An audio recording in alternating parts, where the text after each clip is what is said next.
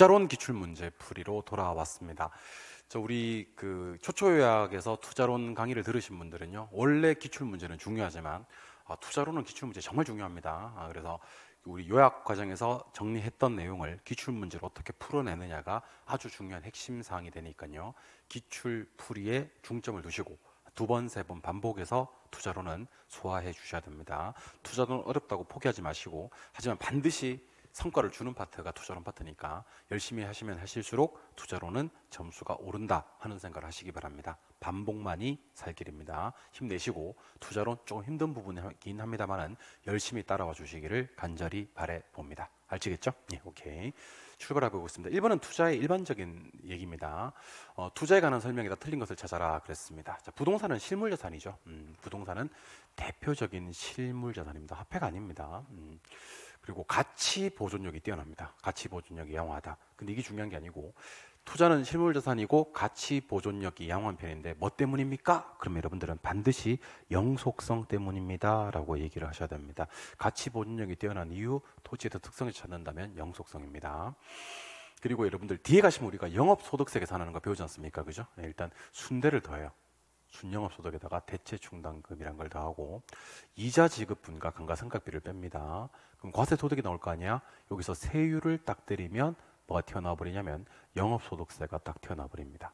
그래서 제가 영업소득세를 어떻게 계산합니까? 라고 물으면 이렇게 계산하시면 됩니다. 순대 더하고 이감 빼고 세율을 곱해서 3단계입니다. 순대는 더하고 이감은 빼고 세율은 곱해서 영업소득세를 구하게 됩니다. 그 중에서 비용 처리되는 항목은 딱 두 개 있습니다. 감가상각비와 이자지급분. 요거는 많으면 많을수록 세금이 줄어듭니다. 마이너스니까. 그래서 감히 기억하세요. 감가상각비와 이자지급분은요, 세금 산정할 때 비용으로 처리할 수 있습니다. 비용이란 것은 마이너스 처리할 수 있다. 그래서 세금을 줄이는 역할을 한다라는 겁니다. 감히, 이감은 빼준다. 비용 처리된다. 기억하시고. 레버리지. 보통 이제 우리가 레버리지를 일으킬 때는요, 이걸 씁니다. 저당권. 근데 전세 제도를 통해서도 레버리지를 활용할 수가 있습니다. 레버리지를 활용하는 방법은 저당권을 통해서 통상적으로 부채를 쓰는 방법인데, 전세를 끼고 갭 투자한다 그러지 않습니까? 그죠? 거기 그때는 전세금, 전세 보증금 같은 게 부채와 같은 역할을 합니다. 그래서 일반적인 레버리지는 저당권을 통해서 은행 가서 부채를 끌어오는 게 레버리지, 지렛대인데, 전세금을 통해서도 레버리지를 활용할 수가 있다. 이때 부채는 아까 전세금과 같은 역할을 한다라고 보시면 됩니다. 부동산은 아까 무슨 자산이라 그랬죠? 실물자산이라 그랬죠. 그래서 물가 오를 때 부동산 가격도 같이 올라요. 그래서 인플레이션에 대해서 방어하는 효과가 있습니다. 우리는 이것을 인플레이션 해지 기능이다라고 불러요. 부동산은 실물자산이기 때문에 물가 오를 때 같이 올라요. 그래서 화폐 가치 하락으로부터 해지해준다, 방어해준다. 우리 이것을 인플레이션 해지 기능. 부동산 투자의 가장 큰 장점 중에 하나입니다. 답은 5번인데, 부동산은요, 현금화할 수 있는 가능성이 낮다라고 해야 됩니다. 즉, 부동산은요, 현금할 수 있는 가능성이 낮아서 환금성이 떨어지죠. 부동산의 가장 큰 약점이고, 이걸 특별히 뭐라 불렀어요? 우리 유동성 위험이라고 불러요. 꼭 좀 기억하셔야 됩니다. 부동산 투자의 위험에는 몇 가지가 있는데, 5가지가 있는데, 지금처럼 낮은 환금성, 현금화가 어려워서 생기는 위험을 특별히 유동성 위험이라고 합니다. 사금, 법인유 중에 환금성이 떨어져서 하게 되는 위험은 유동성 위험입니다. 정리하면, 부동산은 실물자산이고 가치 보존력이 야구한데 이유는 뭡니까? 그러면 영속성. 영업소득세 계산할 때 비용으로 인정받을 수 있는 항목은 몇 개입니까? 그러면 2개. 이감, 이자하고 감가상각비는 비용 처리된다, 공제 처리된다는 얘기인데 절세 효과 누릴 수 있습니다. 원래는 저당권 설정에서 부채를 끌어오는 게 레버리지 활용이지만 전세 제도를 활용해서도 레버리지를 활용할 수가 있습니다. 부동산은 실물자산이라서 인플레이션에 대해서 해지, 방어하는 효과 있고요. 현금화할 수 있는 가능성이 부동산은 낮다라고 해야 됩니다. 즉 환금성이 올라가는 것이 아니라 떨어지고, 이걸 유동성 위험이라고 합니다. 틀린 것을 찾으라고 했으니까 답은 5번이 되는 그런 문제가 됩니다. 오케이, 2번으로 갑니다. 요거 초초요약 꼭 보고 와야 돼. 레버리지 효과에 대한 설명이다. 옳은 것을 모두 골라라 그랬는데, 정리는 이렇게 합니다. 우리 부채를 쓰는 순간 지렛대가 발생하거든요. 그때는 수익만 커지는 게 아니라 무조건 위험도 같이 커져요. 위험도 같이 커진다. 이 위험을 특별히 뭐라 부른다? 금융적 위험이라 부르는 거예요. 그래서 부채를 쓰게 되면 위험이 감소될 수가 없다. 기억하시고요. 지렛대 종류는 지분 수익률이라는 게 있어요. 총자본 수익률이라는 게 있고요. 저당 수익률이라는 게 있는데 정의 지렛대는 부등호 왼쪽 방향입니다. 그래서 지분 수익률이 제일 크고 총자본 수익률, 저당 수익률의 순서고 부의 지렛대는 반대예요. 저당 수익률이 제일 크고 총자본 수익률, 지분 수익률의 순서고 중립적 레버리지는 이게 모두 같은 경우를 얘기하는 겁니다. 글자로도 얘기할 수 있어야 하는데 정의 지렛대에서는 우리 지분 수익률을 자기 자본 수익률이라 그래요. 자기 자본 수익률이 부채를 끌어오면 끌어올수록 가장 상승한다. 그래, 그렇게 하셔야 돼요. 정의 지렛대에서는 지분 수익률이 가장 상승. 부의 지렛대에서는 자기 자본 수익률이 가장 하락한다라고 하셔야 되고요. 중립적 레버리지에서는 그것마저도 불변한다. 그래서 부채를 끌어왔을 때 자기 자본 수익률이 가장 상승하는 지렛대를 정의 지렛대, 자기 자본 수익률이 가장 하락하는 지렛대를 부의 지렛대, 자기 자본 수익률이 불변하는 지렛대를 중립적 지렛대, 영의 지렛대 이렇게 얘기를 하기도 합니다. 자, 많은 사람들은 부의 지렛대를 정의 지렛대로 전환시키고 싶어 할 건데 부채 비율이가 암만 낮춰도요. 한 번 부의 지렛대는 정의 지렛대로 안 바뀝니다. 지렛대 전환이 안 돼요. 그래서 부의 지렛대를 정의 지렛대로 전환시키는 유일한 방법은요. 이자율을 낮추는 방법입니다. 저당 수익률. 금리를 낮추면 부의 지렛대가 정의 지렛대로 전환이 된다. 그래서 부를 정으로 전환하고 싶을 땐 뭐로는 안 되고 비율의 변화로는 전환이 안 되고 저당 수익률 두 글자, 금리 세 글자, 이자율을 낮추면 부의 지렛대가 정의 지렛대로 전환이 된다. 뭐니 해도 가장 중요한 건 요 자기 자본 수익률을 계산하는 거거든요. 요거는 조금 넘겨서 자, 우리가 자기 자본 수익률이라 그래요. 자기 자본 수익률을 계산하는 방법 공식을 세 가지를 떠올려주셔야 됩니다. 첫 번째는 금액 나올 때, 돈 나올 때 자기 자본 수익률 구하는 거. 두 번째는 대부비율이 나오면서 자기 자본 수익률 구하는 거. 대부비율. 세 번째, 우리 대부비율과 부채비율이 다르다 그랬습니다. 부채비율이 나오면서 자기 자본 수익률 구하는 거 이렇게 3등분으로 좀 기억하시기 바랍니다. 물론 시험 계산 문제는요.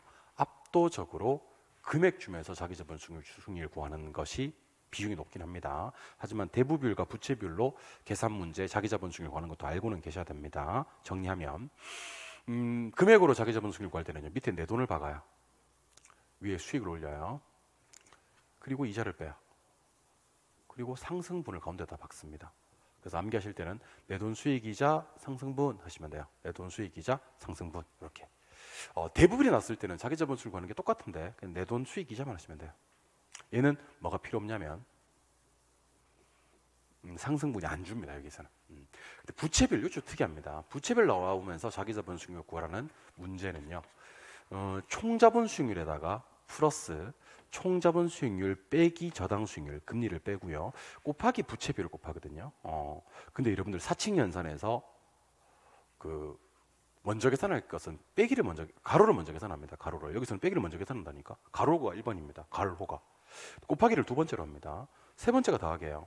그래서 부채 비율은 자기 자본 수익률 구할 때 빼꼽더 기억하시기 바랍니다. 빼꼽더. 총에서 저 빼는 게 1번. 부채 비율 곱하는 게 2번. 총을 다는 게 3번입니다. 그래서 자기 자본 수익률 구할 때 돈 주면서 자기 자본 수익률 구하라 어떻게 한다고요? 내 돈 수익이자 상승분. 대부비율과 부채비율은 다릅니다. 대부비율 나올 때는요. 내 돈 수익이자. 부채비율은요. 빼꼽더. 총에서 저 빼고 부채비율 곱하고 총을 더하는 겁니다. 총에서 저부터 빼 부채비율을 곱 총을 더 빼꼽더 하시면 됩니다. 그래서 금액 내 돈 수익이자 상승분, 대부비율 내 돈 수익 이자, 부채비율 빼꼽더. 총에서 저 빼고 부채비율을 곱하고 총을 더하는 겁니다. 2번 한번 풀어보도록 할게요. 갑니다. 타인 자본을 이용해서 레버리지를 활용하면 자, 요 표현 위험. 위험은 무조건 증가합니다. 부채를 쓰면서 위험을 감소시킬 수는 없는 겁니다. 타인 자본이 뜨는 순간 위험은 무조건 증가합니다. 그래서 기억은 틀려요. 소거 작업. 이 문제가 그 소거의 산물이거든요, 거야. 그래서 기억을 품으면 안 돼요. 기억이 들어가면 무조건 틀린다라고 생각하시기 바랍니다. 두 번째는 2번, 3번, 5번이 전부 다 니은을 품고 있기 때문에 니은은 보실 필요가 없을 것 같아요. 기억을 소거하고 나니까 디귿 봅니다. 자, 부의 지렛대가 발생을 했대요. 근데 이거를 정의 지렛대로 전환하고 싶은가 봐요. 그럼 어떨 때는 전환이 되고 어떨 때는 전환이 안 되는지를 배웠지 않습니까? 그죠? 근데 여기 보니까 부채 비율 요거 암만 낮춰도요. 정의 지렛대로 전환될 수가 없어요. 부를 정으로 전환하고 싶으면요. 이자율, 금리를 낮춰야 됩니다. 그래서 디귿을 품으면 안 돼요. 그래서 기억 틀리고 디귿 틀리기 때문에 답은 소거잡하고 나니까 3번이 정답이 되는 그런 문제가 됩니다. 리을을 먼저 볼게요. 우리 지총자가 똑같은 경우도 있습니다. 지총자가 똑같은 경우. 이걸 중립적 지렛대라고 하거든요. 중립적 지렛대. 중립적 지렛대에서는 자기, 자본, 수익률이 불변한다라고 해야 됩니다. 정의 레버리지에서는 자기 자본 수익률이 상승하고요. 부의 레버리지에서는 자기 자본 수익률이 하락하고요. 중립적 레버리지는 자기 자본 수익률이 불변합니다. 그래서 총 자본 수익률과 저당 수익률이 동일하다. 자 보세요. 총 자본 수익률과 저당 수익률이 동일한 것은 중립적 지렛대고요. 중립적 지렛대는 부채 비율을 변화시켜도 자기 자본 수익률에 영향을 미치지 못한다.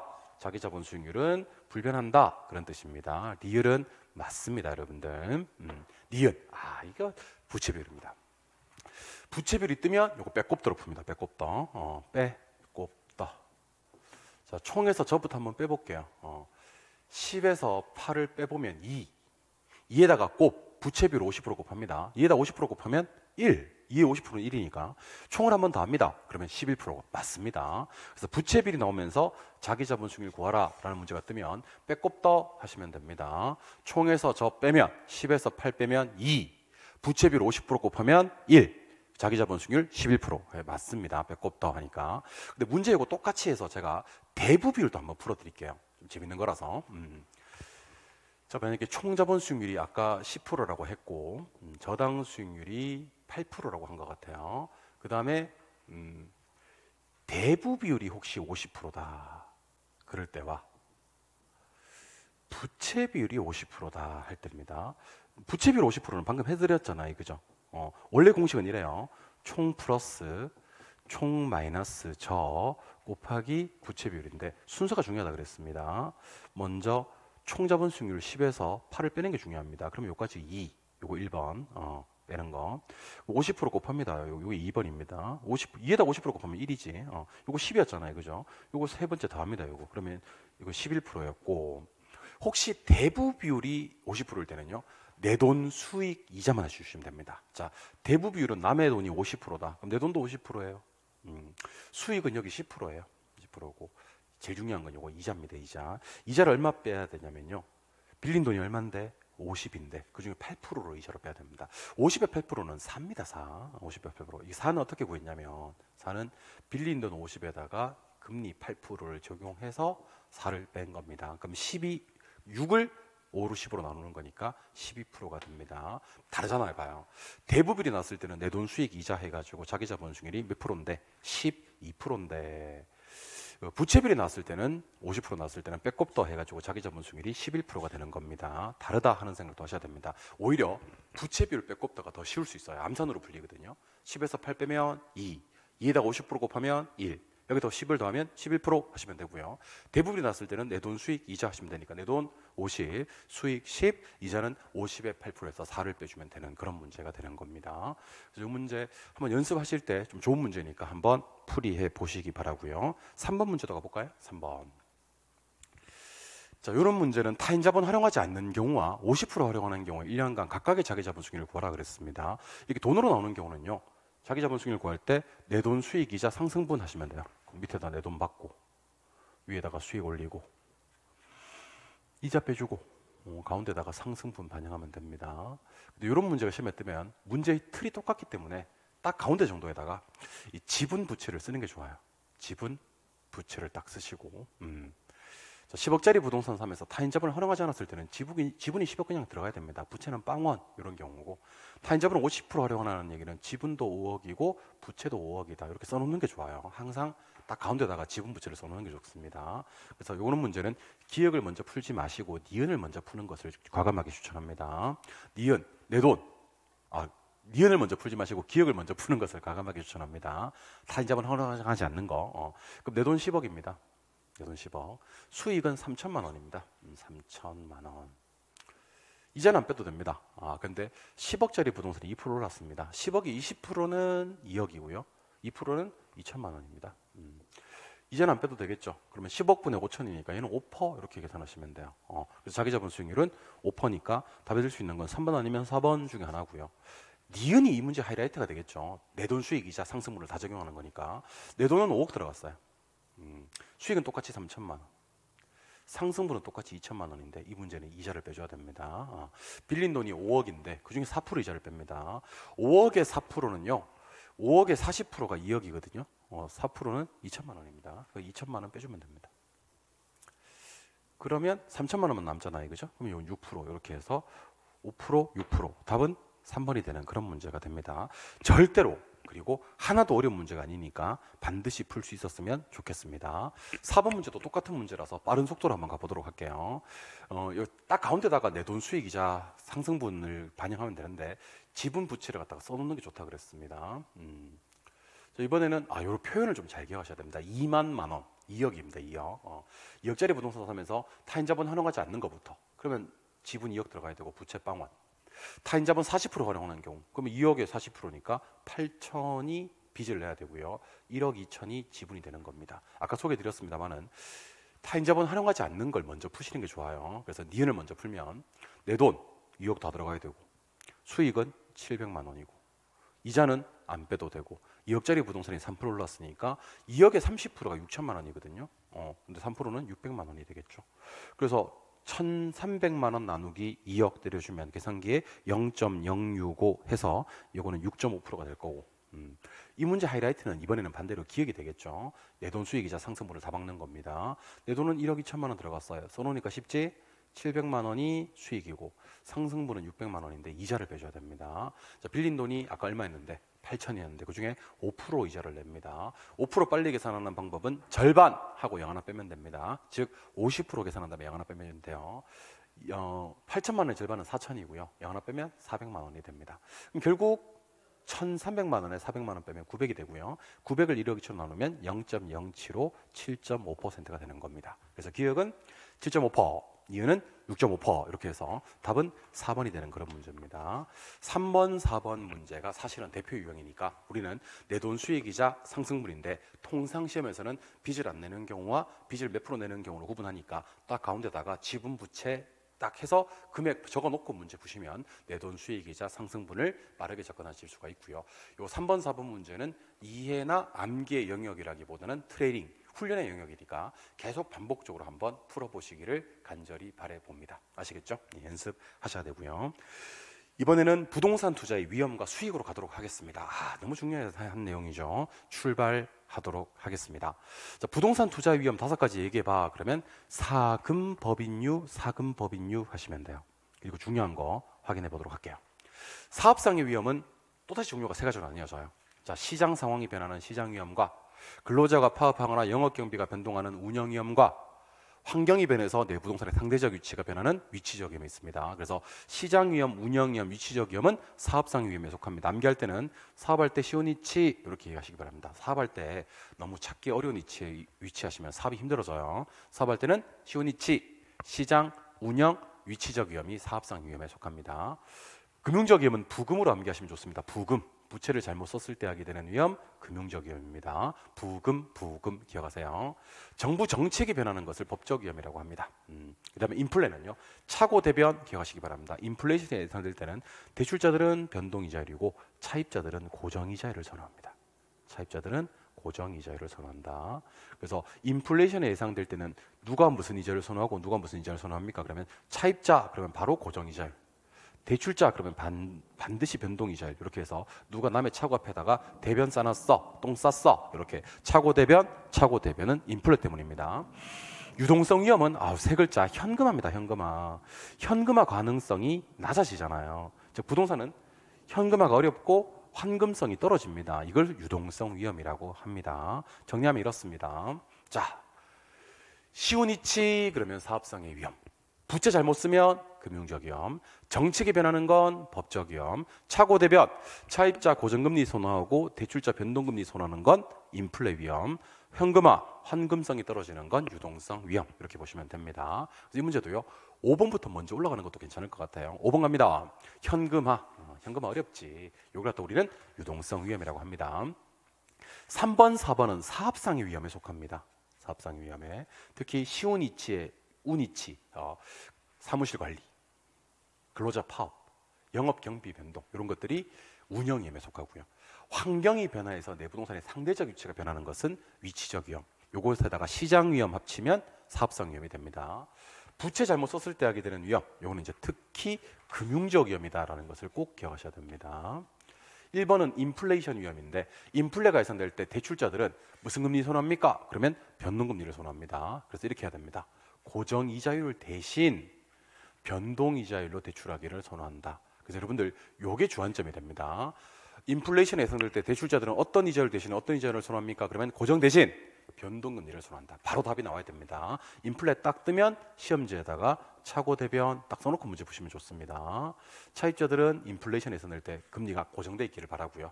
인플레이션 예상될 때 대출 기관들은 변동하기를 바란다. 이렇게 한번 연습해 주시기 바랍니다. 차고 대변, 차고 대변 이렇게 기억하시면 좋을 것 같습니다. 차고 대변, 차고 대변 이렇게 한번 기억을 하시기 바랍니다. 아시겠죠? 부동산 투자의 위험, 사금법인유, 사금법인유 반드시 기억을 해주셔야 합니다. 답은 1번이 되겠네. 인플레이션에 예상될 때 대출자들은 고정이자율 대신 변동이자율로 대출하기를 선호한다. 선호하는 게 뒤에 나와야 됩니다. 답은 1번. 2번은 너무 쉽네요. 부동산 투자의 위험 관련해서 가론에 들어갈 용어로 옳은 것을 찾아라 그랬습니다.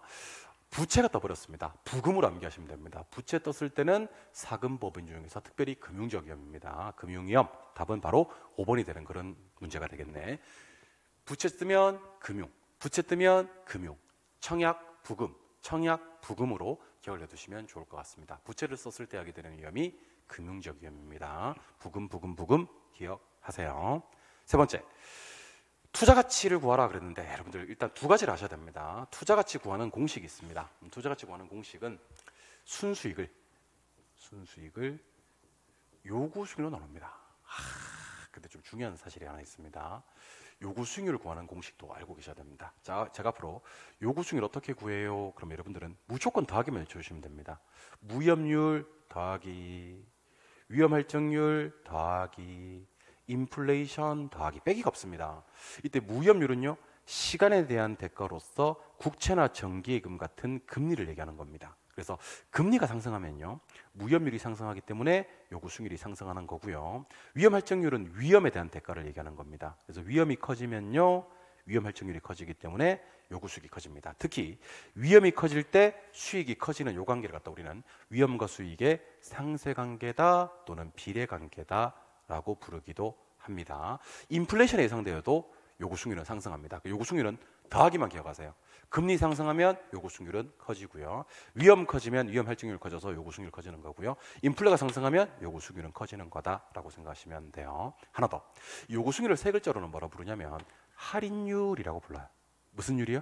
할인율. 그래서 방금 얘기했어요. 위험이 커지면 요구 수익률이 커진다 그랬잖아요. 근데 요구 수익률을 세 글자로 뭐라고 한다고요? 할인율. 그래서 위험이 커지면 어떤 할인율이 적용됩니까? 그러면 이거 중요합니다. 높은 할인율 적용돼요. 기억하셔야 됩니다. 위험할수록 높은 할인율 적용됩니다. 그럼 투자 가치는 어떻게 됩니까? 그러면 가치는 떨어집니다. 분모가 커지니까. 투자 가치는 순수익을 요구 수익으로 나눈 값인데 뭐가 크면, 위험이 크면 요구 수익률 할인율이 커져요. 그래서 투자 가치는 떨어집니다. 그리고 하나 더, 방금 소개해드리고 있는 이 요구 수익률의 동의어들을 쭉 한번 살펴볼 건데 한 세 가지만 기억하시면 돼요. 요구 수익률은 최소 수익률이라고 불러요. 요구 수익률은 네 글자로는 기회비용이라고 불러요. 요구 수익률을 세 글자로는 할인율이라고 부릅니다. 그래서 위험이 크면 요구 수익률이 커지는데 걔를 높은 할인율이 적용된다라고 얘기를 하고요. 투자를 하기 위해서 충족돼야 할 최소한의 수익률이 요구 수익률이고요. 항상 요구 수익률은 포기되는 수익률이라서 기회비용이다 하시면 됩니다. 그래서 투자 가치는 순수익을 요구 수익으로 나눈다는 공식을 아셔야 되니까 지금 보니까 순수익 얼마요? 그러면 4,500만 원. 요구 수익률로 나눠줘야 되는데 요구 수익률은 다 더하기밖에 없습니다. 무위험률 더하기입니다. 위험 할증률 더하기입니다. 인플레 더하기입니다. 다 더하기. 그래서 이게 9%가 됩니다. 9, 5, 45 해서 얘가 5억이 되는 그런 문제가 됩니다. 아주 껌입니다. 그래서 여러분들은 두 가지 공식을 기억합시다. 투자 가치 구하는 공식은요, 순수익을 요구 수익으로 나누는 거고요. 요구 수익률 구하는 것은요, 더하기밖에 없습니다. 무위험률 더하기, 위험할증률 더하기, 인플레 더하기. 그래서 금리 상승은 무위험률의 상승을 가져와 요구 수익률을 상승시키고요. 위험이 커지면 위험 할증률이 커지기 때문에 요구 수익률을 상승시키고요. 인플레가 상승되면 요구 수익률이 상승되는 겁니다. 상승밖에 없다는 거. 위험할수록 무슨 할인율이요? 높은 할인율이 적용되어서 투자 가치가 하락한다. 기억해 주시고요. 요구 수익률의 동의어는 최소 수익률에 기회비용의 할인율이다. 요구수익률이 할인율이니까 위험이 크면 요구수익률이 커진다면서요. 근데 요구수익률이 할인율이라면서요. 위험할수록 높은 할인율. 이거는 영어 수거처럼 알고 계시면 좋을 것 같아요. 위험할수록 높은 할인율. 위험할수록 높은 할인율. I say 위험할수록, you say 높은 할인율. 위험할수록 높은 할인율. 위험할수록 높은 할인율. 위험할수록 높은 할인율. 이렇게 좀 기억을 해주시면 좋을 것 같습니다. 초초 요약 시간에도 정말 많이 했었습니다. 기억을 하시고 투자가치 관한 공식 적용해서 답은 3번이 되는 그런 문제가 됩니다. 4번으로 가기 전에 칠판 한번 바라봐 주시기 바랍니다. 4번 문제 가기 전에 칠판 한번 바라봐 주시기 바랍니다. 자, 우리 여기 보니까 기회비용이란 말이 보이고요. 여기 보니까 최소한의 수익률이란 말이 보입니다. 그럼 2번하고 5번하고는 둘 다 요구 수익률에 대한 설명입니다. 최소 수익률도 요구 수익률, 기회비용도 요구 수익률이 됩니다. 4번 방금 했던 거 요구 수익률은 더하기밖에 없지 않습니까? 그래서 위험이 크면 일단은 뭐가 커지냐면 위험 할증률이 커집니다. 위험이 크면.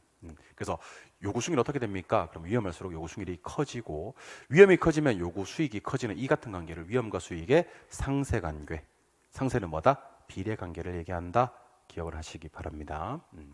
그다음에 투자가 이루어진 후에 실제로 달성된 수익률인데 요거는 이제 우리 요구 수익률이 아니라 실현 수익률이 됩니다. 실현 수익률. 요 실현 수익률은 투자 판단의 기준으로 쓸 수가 없는 겁니다. 투자를 할 때는 항상 기대 수익률과 요구 수익률을 비교해서 투자를 하고요. 우리가 할인연금 수지 분석법에 가시면 내부 수익률도 요구 수익률보다 클 때 투자한다 그래요. 항상 수익률은 요구 수익률과 비교를 해요. 그래서 우리 왜 할인연금 수지 분석법에서 수년간은 0보다 클 때 투자한다 그러고 수익성 지수는 1보다 클 때 투자한다 그러고 내부 수익률 이놈이 기대 수익률이에요. 그래서 얘가 요구 수익률보다 클 때 투자한다. 꼭 좀 기억을 하시기 바랍니다. 항상 수익률은 요구 수익률보다 클 때 투자를 합니다. 그래서 1번에 기대 수익률이 요구 수익률보다 높을 때, 예 맞습니다 여러분들. 이 기대와 요구를 비교했을 때 요 기대 수익률이 크면 투자 가치가 있다 하셔도 되고 투자가 채택된다 하셔도 됩니다. 투자가 채택된다. 만약에 요구 수익률이 더 커버리면 투자는 기각된다, 투자 가치는 없는 거예요 라고 기억을 해주시면 좋을 것 같습니다. 말 나온 김에 4번 요거 한 번 더 제가 소개해 드리겠습니다. 자, 칠판 눈을 크게 뜨시고 칠판.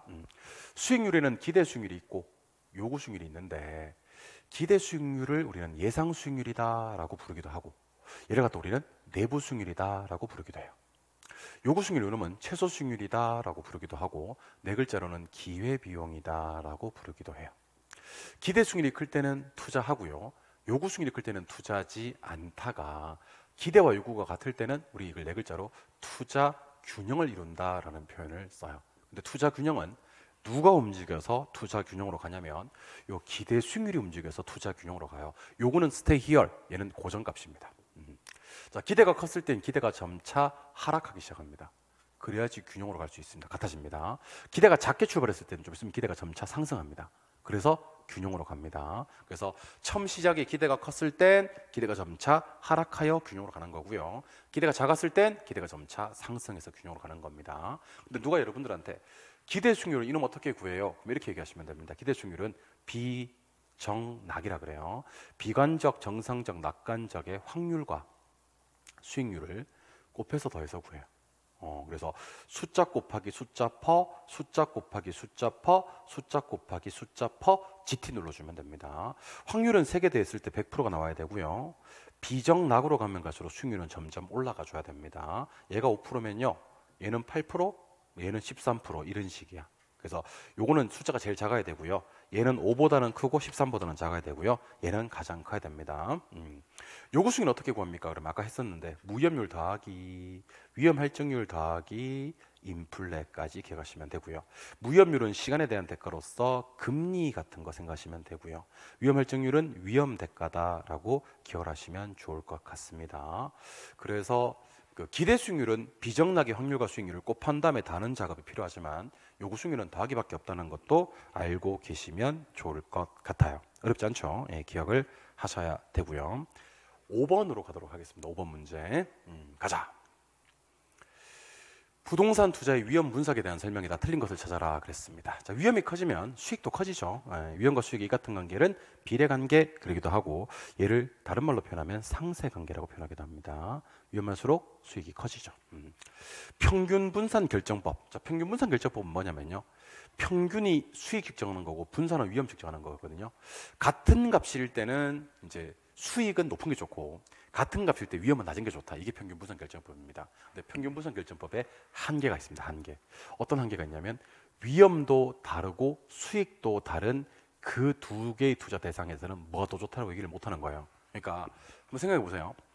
같은 값일 때 위험은 많은 게 낮은 게 좋다. 평균 분산 결정법이 얘기해 줘요. 같은 값일 때 수익은 많은 게 좋다. 높은 게 좋다. 근데 위험도 다르고 수익도 다른 한계가 발생했을 때는요.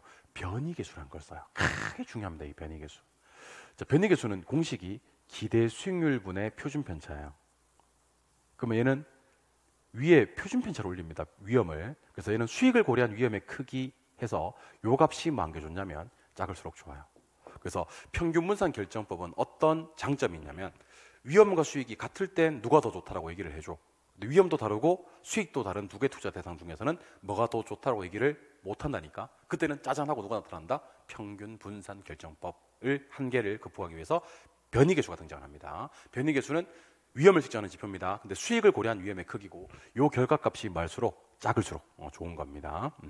보수적 예측 많이 했던 건데 이 보수적 예측은요. 미래 벌어질 상황을 상당히 부정적으로 예측하는 것을 말합니다. 어떤 예측이요? 부정적 예측. 그래서 이 보수적 예측은요. 수익을 낮게 예측을 해요. 수익을 낮게 발생할 거야. 이렇게. 비용은요. 높게 발생될 거야 라고 예측하는 방법입니다. 그래서 미래 벌어질 상황은 돈은 적게 벌 거고 비용은 많이 들 거야 이렇게 보수적으로 예측해 놓고 좋아 보이면 투자하는 방법입니다. 그래서 수익은 어떤 조정을 합니까? 그러면 낮게 예측하는 거니까 하향 조정이고, 혹시 비용을 물었을 때는 비용은 상향 조정을 합니다. 기억을 해 주셔야 합니다. 위험 조정 할인율은요. 위험한 투자일수록 무슨 할인율이요? 그럼 중요하죠 이거.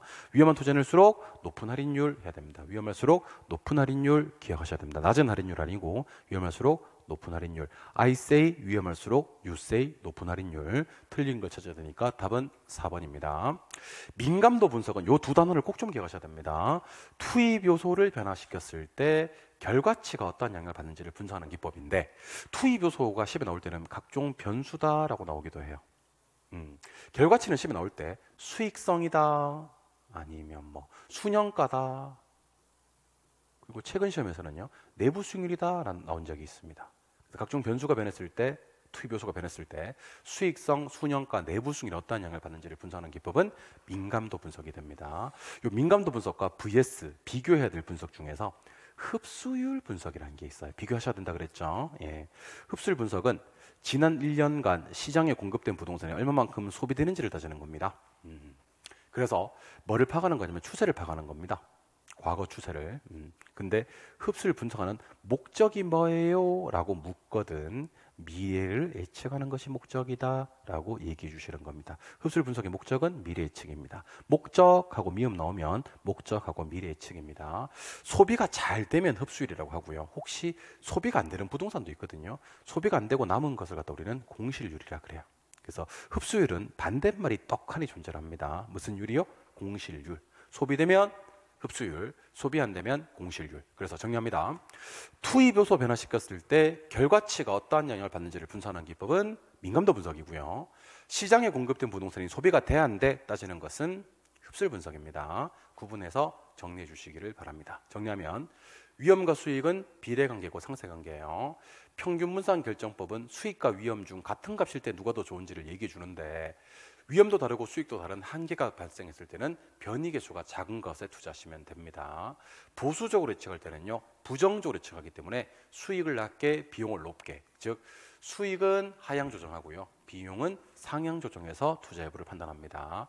위험 조정 할인율법은요, 위험할수록 높은 할인율을 적용시킨 다음에 투자 가치를 떨어뜨리는 방법을 위험 조정 할인율이라고 합니다. 답은 4번이고요. 민감도 분석이라는 건 투입 요소를 변화시켰을 때 결과치가 어떠한 영향을 받는지를 분석하는 기법을 우리는 민감도 분석이라고 한다. 기억해 주시기를 바랍니다. 답은 4번이 되는 그런 문제가 되겠네. 오케이. 6번 문제로 갑니다. 부동산 투자에 관한 설명인데 틀린 것을 찾아라 그랬습니다. 여러분들 요구 수익률 이놈은요 더하기밖에 없어요. 그래서 시중 금리가 상승하는 것은요 무이율이 상승하는 거야. 그래서 당연히 요구 수익률도 상승한다라고 해야 됩니다. 요구 수익률은 금리가 상승해도 상승하고요, 위험이 상승해도 상승하고요, 인플레가 발생해도 상승합니다. 하락하는 요인은 없어요. 다 풀었습니다. 틀린 걸 찾으라고 했고 답은 1번입니다.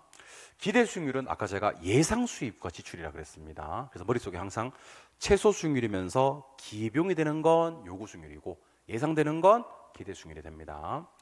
정의 레버리지. 정의 레버리지는요. 지총적 깔아놓으시면 돼요. 지총적 딱 깔아놓고 부동어가 왼쪽 방향일 때 정해질 때거든요. 그래서 정의 레버리지에서는 부동어 왼쪽 방향 기억하시면서 자기 자본 수익률이 총 자본 수익률보다 높을 때, 이게 자기 자본 수익률이거든. 자기 자본 수익률이 총 자본 수익률보다 높은 거 맞습니다. 자기 자본 수익률이 제일 커요. 얘가 가장 상승하는 지렛대, 자기 자본 수익률이 가장 상승하는 지렛대를 정의 지렛대라고 부릅니다. 참고로 부의 지렛대에서는 부채를 끌으면 끌어올수록 자기 자본 수익률이 하락합니다. 요구 수익률은 최소한의 수익률입니다. 최소한의 수익률이고 네 글자로는 이걸 기회비용이라고 합니다. 그래서 1번과 4번을 비교하면 2번과 4번을 비교하면 예상 수익률은 기대 수익률이고요. 최소 수익률이면서 기회비용이 되는 수익률은 요구 수익률입니다. 담보대출을 통해서는 부채를 끌어올 수 있고요. 전세를 하면 전세금을 끌어올 수 있거든요. 전세보증금. 요 둘 다 연합해서 한번 했던 건데 레버리지를 활용할 수가 있는 겁니다. 기억을 해두시기 바라고. 답은 1번이 됩니다. 7번 문제는 제가 아까 기대 수익률을 어떻게 구한다라고 얘기를 했냐면 기대 수익률은 비정락에 확률과 수익률을 가중평균해서 구한다 그랬습니다. 그래서 숫자 곱하기 숫자 퍼, 숫자 곱하기 숫자 퍼, 숫자 곱하기 숫자 퍼 GT 눌러주면 답이 튀어나오는데 얘는 특이하게 기대 수익률이 8%로 구해졌어요. 여기. 그러면 요거 곱하고 요거 곱하고 요거 곱한 다음에 결과값을 3개를 더하면 기대 수익률이 나오는 거 아닙니까? 근데 중요한 건 뭐냐면 요 비관적에서 정상적이고 정상적에서 낙관적으로 해서 수익률이 올라가 줘야 됩니다. 이 가로 안에는요 4보다는 커야 되기 때문에 1번은 답이 아니에요. 10보다는 작아야 되기 때문에 4번, 5번은 답이 아닙니다. 그럼 한 개씩 대입해도 되겠다. 지금 6 남았고 8 남았습니다. 일단은 요거는 0.8이 나와요. 2, 4, 0.8. 요거는 4.0이 나옵니다. 가운데 얼마가 나와야 되면 3.2가 나와야지 얘들을 더했을 때 8이 나온단 말이야. 그래서 4, 6에는 2.8이고요. 4, 8에 3.2이기 때문에 한 개씩 대입해 보니까 3번이 정답이 되겠다. 그래서 항상 머릿속에 기대 수익률은 무엇에 비정락에, 무엇과 확률과, 무엇을 수익률을, 뭐에서 곱해서 더한다. 비정락의 확률과 수익률을 곱해서 더한다. 비정락의 확률과 수익률을 곱해서 더한다. 비정락의 확률과 수익률을 가중평균한다. 기억해 주시기 바랍니다. 답은 3번입니다. 오케이. 8번 문제로 가보도록 할게요. 8번. 부동산 투자의 기대 수익률과 위험의 관계에 대한 설명이다. 옳은 것을 찾아라 라고 했는데 정리하면 이렇습니다. 답은 너무 쉬워요. 자, 투자가 채택되기 위해서는 요구 수익률이 기대 수익률보다 커야 된다? 아닙니다. 요구 수익률은 기대 수익률보다 작아야 됩니다. 작아야. 누가 더 커야 되냐면 기대 수익률이 더 커야 되거든요. 그럼 요구 수익률은 작아야 됩니다. 여러분들 여기 제가 형광 편차를 좀 할게요. 요 기대 수익률 하는 놈이 있고요. 표준 편차 하는 놈이 있는데 기대 수익률 요 놈은 수익을 얘기하는 거고요. 표준 편차는 위험을 얘기하는 거예요. 그러면 여러분들 위험은 작은 게 좋고 수익은 큰 게 좋단 말이야. 근데 A, B 두 개가 기대 수익률이 동일하대. 그럼 수익은 똑같은데 A보다 B의 표준 편차가 더 크대. 그럼 B가 더 위험한 거예요. 그럼 상대적으로 안전한 A가 더 선호되는 거 맞습니다, 여러분들. 옳은 걸 찾아야 되기 때문에 답은 2번입니다. 2번 해석 다시 할게요. A, B가 뭐가 똑같대? 기대 수익률이 똑같대. 그럼 수익이 똑같대. 위험은 작은 게 좋거든. 그래서 A보다 B의 표준 편차가 더 크대. B가 더 위험이 크다는 거야. 상대적으로 안전한 A가 더 선호되는 거 맞습니다. 답은 2번이 되는 그런 문제가 돼요. 3번은 요거 나중에 한번 포트폴리오 할 때 한번 더 할 건데 세로축이 수익이고 가로축이 위험일 때 효율적 프론티어는 우상향 하거든요. 우상향, 이렇게 우상향입니다. 근데 보수적인 쪽은 이쪽에서 투자를 해요. 낮은 수익, 낮은 위험. 공격적인 쪽은 이쪽에 투자를 해요. 높은 수익, 높은 위험. 근데 무차별 곡선은 아래로 볼록하단 말이야. 근데 잘 보세요, 여기. 보수적인 쪽은 무차별 곡선의 기울기가 가파릅니다. 이게 기울기 가파름해야 됩니다. 근데 공격적인 쪽은 무차별 곡선의 기울기가 완만합니다. 보면서 연습하셔도 돼요. 그래서 투자자가 위험을 회피한다. 회피하면 보수적이야. 얘들 위험 엄청 싫어하거든, 보수적인 애들. 그러면 무차별 곡선의 기울기는 급해진다라고 해야 됩니다. 무차별 곡선의 기울기는 누가 더 가파르냐면요, 보수적인 쪽이 더 가파르고요, 공격적인 쪽은 더 완만하다라고 해야 됩니다. 보수적인 쪽, 위험을 회피하는 쪽은요, 기울기가 급해진다라고 해야 됩니다. 4번, 부동산 투자의 위험과 수익은 부의 상관관계 아닙니다, 여러분들. 위험과 수익은 정의 관계, 플러스 관계, 비례 관계, 우상향하는 관계라고 해야 됩니다. 위험과 수익은 비례 관계입니다. 한 글자로는 정, 부호로는 플러스, 그래프상에 표시하면 효율적 프론티어가 얘기하고 있는 우상향입니다.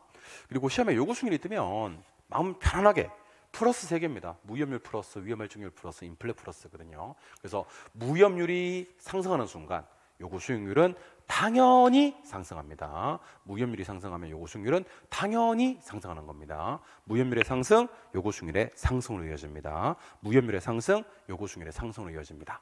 그래서 요거 1번부터 5번까지 제가 맞는 답으로 고쳐서 읽을 테니까 눈으로 따라오시기 바랍니다. 1번, 부동산 투자안이 채택되기 위해서는 요구수익률이 기대수익률보다 작아야 한다. 2번은 맞는 편입니다. 평균 분산 지배 원리에 따르면 A 투자안과 B 투자안의 기대 수익률이 같은 경우 수익이 똑같네. 그럼 A 투자안보다 B 투자안의 기대 수익률에 표준 편차가 더 크면 B가 더 위험하니까 상대적으로 안전한 A가 더 선호되는 거 맞습니다. 3번, 투자자가 위험을 회피할수록 보수적이니까 이쪽이에요. 이쪽. 무차별 곡선의 기울기는 급해진다. 4번, 투자 위험과 기대 수익은 비례 관계니까 정 플러스 비례 우상향하는 관계입니다. 무위험률이 상승해버리면 요구수익률은 당연히 상승하는 요인이 된다라고 기억을 해주시는 거예요. 답은 2번이 되는 그런 문제가 되겠네. 오케이. 이번에는 마지막 9번 문제 보겠습니다. 부동산 투자의 위험과 수익에 대한 설명이다. 틀린 것을 찾아라 그랬는데 기대 수익률이 요구 수익률보다 틀 경우 맞습니다, 여러분들. 기대가 크면 투자가 채택됩니다. 요거 꼭 좀 기억하셔야 됩니다. 이 개별 부동산 뜨면 비체계적 위험입니다. 그러면 이거는 포트폴리오를 통해서 감소될 수가 있는 거고요. 혹시 모든 부동산에 영향을 미치는 위험, 그러면 이거는 체계적 위험입니다. 이거는 감소될 수 없다라고 얘기를 하셔야 됩니다. 근데 최근에는 뭐까지 기억하셔야 되면 예시까지 기억하셔야 돼요. 체계적 위험의 예시는 이자율, 인플레이션, 경기 변동 이런 것들은 체계적 위험의 예시고, 지금 보고 계시는 비체계적 위험의 예시는 근로자의 파업, 영업 경비의 변동, 법적 소송 문제 이런 거 기억하셔야 됩니다. 그래서 정리를 하면 모든이 떴어요. 체계적 위험이고요. 감소될 수 없고요. 이자율, 인플레, 경기 변동 등이고요. 개별이 떴어요. 비체계적 위험이고요. 감소될 수 있고요. 근로자의 파업, 영업 경비의 변동, 법적 소송 문제입니다. 3번 뭐가 나오면 요구수익률이 나오면 마음을 푸근하게 잡으시고요. 더하기밖에 없다 그랬죠? 요구수익률을 뭐 시키려면 상승시키려면 무위험률이 상승해야 됩니다. 무위험률뿐만이 아닙니다. 위험할증률도 상승해야 됩니다. 위험할증률뿐만이 아닙니다. 인플레도 상승해야 됩니다. 앞에 것들이 상승해야지 요구수익률이 상승하는 겁니다. 왜냐하면 요구수익률은 플러스밖에 없으니까요. 답은 3번이 되는 그런 문제가 되고, 4번에서 가장 중요한 글자는 현금화입니다. 현금화가 어려운 위험은 사금법인유 중에서 무슨 위험이요? 유동성 위험이라고 콕 집어서 얘기를 하셔야 됩니다. 자, 평균 분산 지배 원리가 한계가 있어요. 어떤 한계가 있냐면 위험과 수익이 같을 때는 누가 더 좋다라고 얘기를 하는데 위험과 수익이 다를 때는 누가 더 좋다라고 얘기를 못해요. 그 한계를 극복하기 위해서 나온 게 누굽니까? 그러면 변동계수, 변이계수입니다.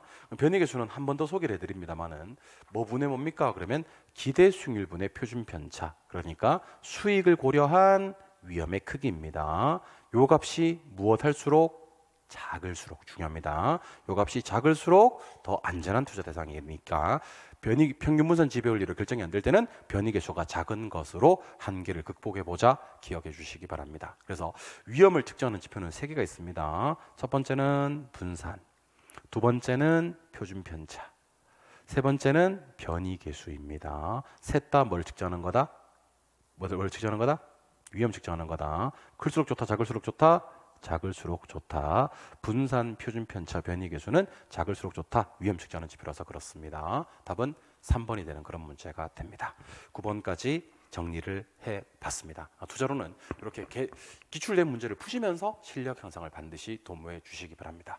다음 영상에서는요, 예습을 하고 싶으신 분들은 포트폴리오 이론하고요, 화폐 시간가치 계산까지를 한꺼번에 정리를 할 겁니다.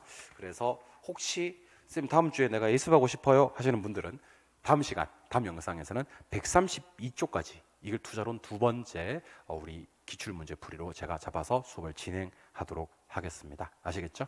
저는 다음 영상 투자론 두 번째 해설 강의로 찾아뵙도록 하겠습니다. 이번 영상 중요한 수업 많이 있으니까 두 번, 세 번 반복하시기 바라고, 틀어놓고 출퇴근하시고, 틀어놓고 설거지하시고, 틀어놓고 잠도 주무시고 일어날 때도 제 목소리와 함께 일어나 주시기를 바라봅니다. 영상이 좋으셨으면 지금 좋아요 한번 눌러주시고요. 아직 구독 안 돼 계신 분들은 구독해 주시고요. 앞에 진행된 강의가 많으니까 다른 영상 보기도 같이 해주시면 영상을 제작하는 사람에게는 큰 힘이 됩니다. 저는 다음 영상 투자론 두 번째 해설 강의에서 만나도록 해요. 안녕.